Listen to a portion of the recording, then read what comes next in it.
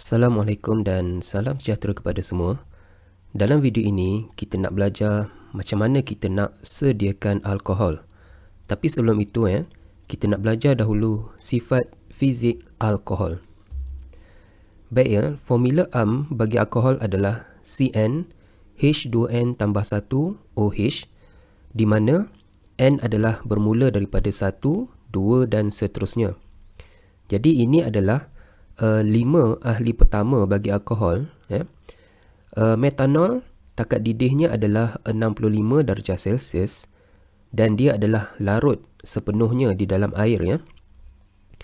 Kemudian kita ada etanol, takat didihnya adalah 78 darjah Celsius dan dia juga larut sepenuhnya di dalam air.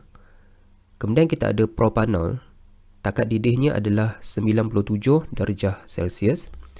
Dia juga larut sepenuhnya di dalam air. Manakala butanol dan pentanol, takat didih dia semakin meningkat dan kadar ketelarutan di dalam air pun semakin berkurang. Jadi dapat diperhatikan apabila kita menuruni kumpulan ini, apabila bilangan atom karbon semakin bertambah, maka takat didih alkohol pun turut bertambah dan kadar ketelarutan di dalam air pun semakin berkurang. Jadi seperti yang anda telah ketahui, takat didih air ialah 100 darjah Celsius. Baik, alkohol ringkas adalah cecair yang tidak berwarna pada suhu bilik. Alkohol ni dia berbau tajam dan dia sangat mudah meruap. Baik, sekarang kita nak belajar macam mana kita nak sediakan alkohol. Etanol ialah alkohol yang paling penting dan banyak kegunaannya. Terdapat dua kaedah untuk menghasilkan etanol, iaitu penapaian glukosa atau kanji dengan kehadiran yeast, penghidratan etena dengan kehadiran mangkin. Untuk penapaian glukosa atau kanji dengan kehadiran yeast ini, kita boleh lakukan di makmal sekolah. Manakala untuk penghidratan etena, dia boleh dilakukan di kilang. Baik, kita nak lihat yang pertama, penapaian glukosa. Penapaian ialah suatu proses di mana mikroorganisma seperti yeast bertindak ke atas karbohidrat untuk menghasilkan etanol dan karbon dioksida dalam keadaan tanpa oksigen. Contoh karbohidrat ialah gula, misalnya gula tebu dan jus anggur, kanji, misalnya ubi kentang dan beras. Yeast akan ditambahkan kepada gula atau kanji dan diletakkan di tempat hangat selama beberapa hari dalam keadaan tanpa udara. Proses penapaian ialah anaerobik, iaitu proses ini berlaku tanpa kehadiran oksigen. Dalam gula dan kanji ada glukosa. Yeast akan mengeluarkan enzim zimase yang bertindak sebagai mangkin untuk menguraikan gula dan kanji kepada glukosa. Enzim zimase seterusnya akan menguraikan molekul glukosa kepada molekul yang lebih ringkas, iaitu etanol dan karbon dioksida. Jadi ini adalah persamaan kimia bagi proses penapaian. Apabila kita tambahkan yeast kepada glukosa, dalam yeast tu dia ada enzim zimase. Jadi fungsi enzim zimase ni adalah dia akan memecahkan molekul glukosa kepada molekul yang lebih kecil, iaitu etanol dan juga gas karbon dioksida. Jadi dalam semasa proses penapaian, gas karbon dioksida dia akan dibebaskan. Baik, etanol yang terhasil semasa penapaian glukosa ini adalah tidak tulen. Jadi etanol yang dihasilkan kemudiannya akan ditulenkan secara penyulingan berperingkat. Baik, kita nak lihat proses penghasilan etanol yang kedua melalui penghidratan etena. Penghidratan ialah penambahan molekul air kepada ikatan ganda 2 etena. gas etena bertindak balas dengan air dalam bentuk steam, iaitu pada suhu 300 darjah Celsius, tekanan 60 atm dan dengan kehadiran mangkin asid fosforik untuk menghasilkan etanol. Ya, jadi awak boleh imbas kembali sifat kimia alkena, ya, sama sahaja. Okey, kita lihat persamaan kimia, ya. Kita ada etena, dia akan bertindak balas dengan air dalam bentuk steam, ya. Formula struktur bagi etena dan formula struktur bagi air, ya. Baik, tindak balas ini berlaku apabila dijalankan pada suhu 300 darjah Celsius, tekanan 60 atm dan mesti ada mangkin asid fosforik. Jadi apa yang akan berlaku ialah ikatan ganda 2 pada karbon ini akan putus. Seterusnya, atom hidrogen daripada air ni dia akan membentuk ikatan kovalen dengan salah satu karbon di dalam molekul etena. Dan kumpulan hidroksi ini pula dia akan membentuk satu ikatan kovalen dengan atom karbon yang lain. Jadi dia akan menghasilkan suatu sebatian baru, iaitu C2H5OH. Jadi ini adalah alkohol. Alkohol yang terhasil mestilah sepadan dengan etena ini. Jadi alkoholnya adalah etanol, ya. Baik, kita nak lihat aktiviti makmal 2B, penyediaan etanol melalui penapaian glukosa. Tujuan menyediakan etanol melalui penapaian glukosa. Bahan glukosa, yeast, air kapur, air suling dan kertas turas. Dan ini adalah senarai radas yang diperlukan, ya. Awak boleh baca, ya.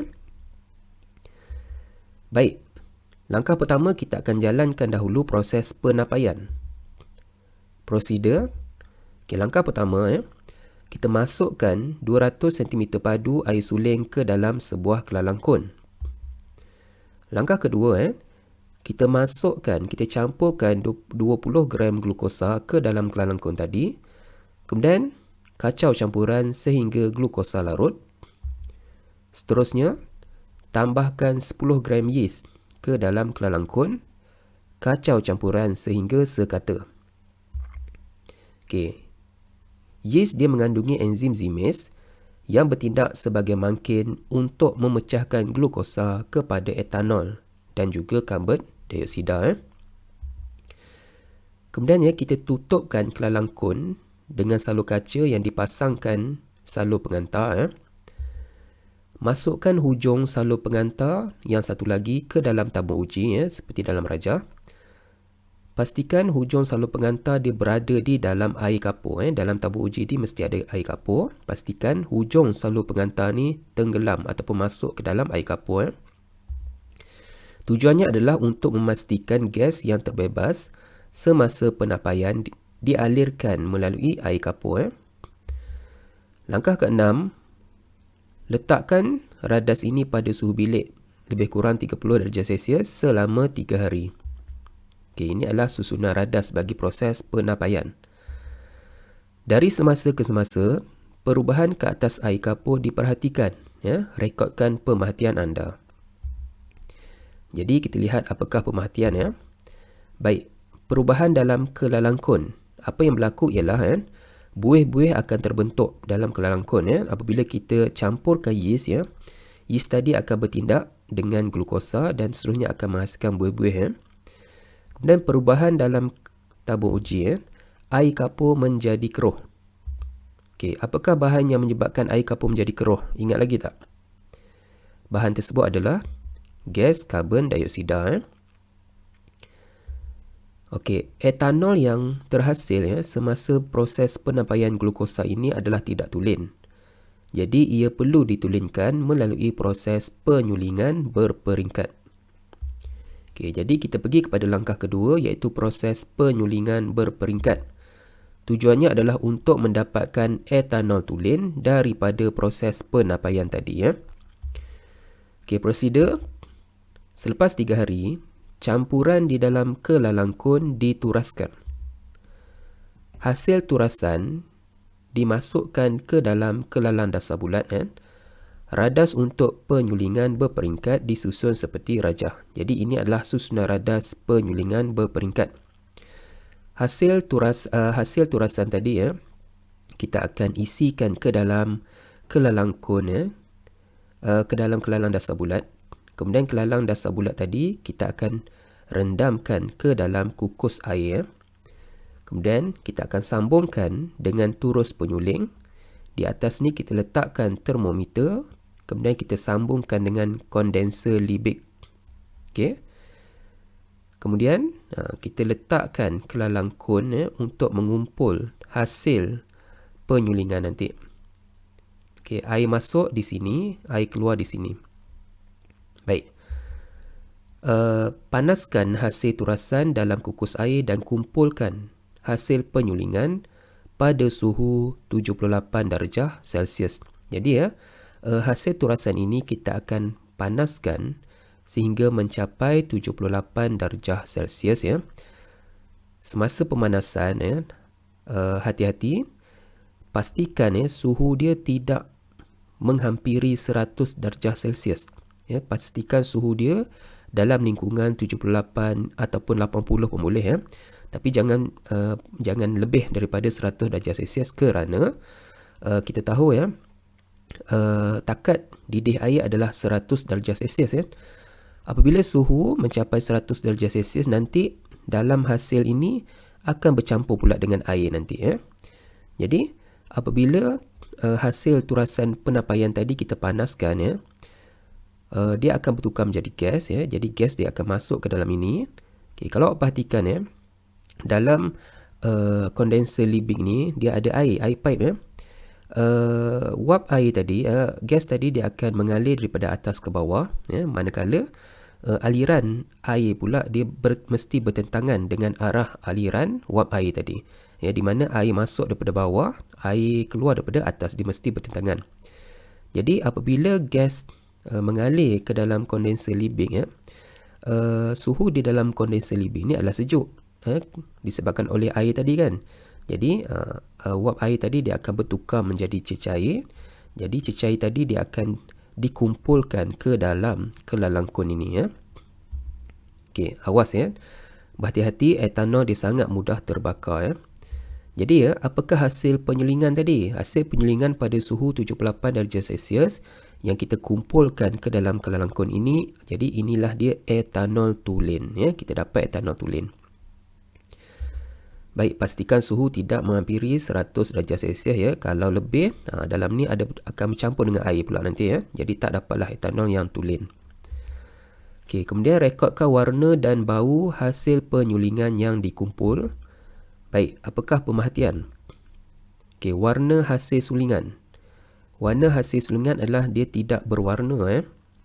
Kemudian bau hasil sulingan dia berbau alkohol, iaitu berbau tajam ya. Okey, perbincangan. Yang pertama, apakah fungsi yeast dalam penapaian glukosa? Ingat lagi tak? Okey, yeast dia mengandungi enzim yang bertindak sebagai mangkin untuk memecahkan glukosa kepada etanol dan gas karbon dioksida.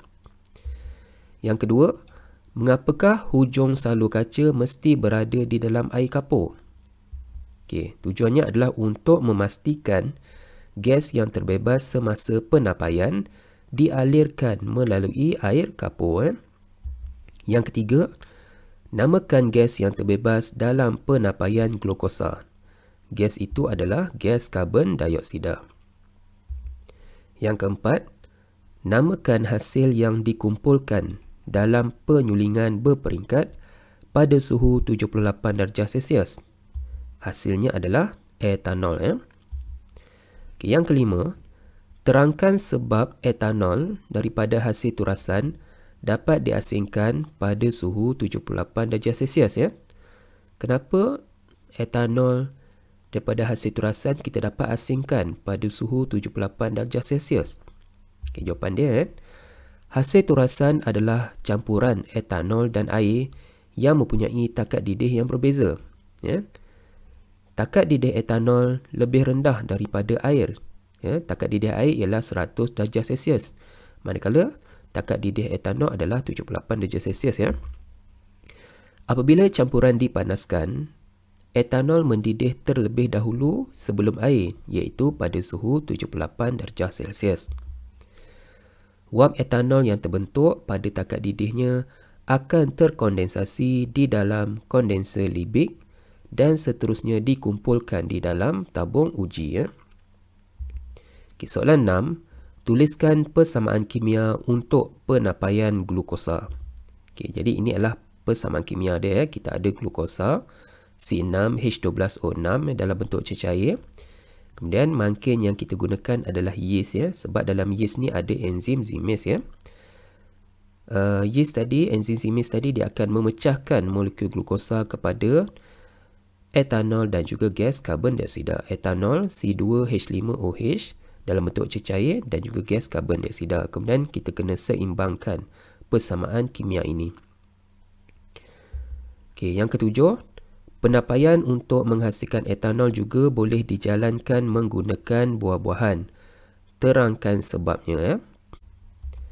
Okey, yeast dia mengandungi enzim Zymes, dapat memecahkan molekul karbohidrat atau sukrosa dan fruktosa yang terdapat di dalam buah-buahan kepada glukosa dan seterusnya kepada etanol ya. Baik ya, dalam buah-buahan dia ada karbohidrat atau sukrosa dan fruktosa. Enzim Zymes tadi ya, dia boleh memecahkan, dia boleh menukarkan ya karbohidrat, sukrosa dan fruktosa ni kepada glukosa dan seterusnya didapat bertukar kepada etanol ya. Jadi sebagai kesimpulan, yang pertama, etanol dapat disediakan melalui penapaian glukosa. Yang kedua, etanol ialah cecair tanpa warna pada suhu bilik dan mudah meruap. Jadi ya, sila buat latihan di dalam buku kerja muka surat 95. Sekian, terima kasih.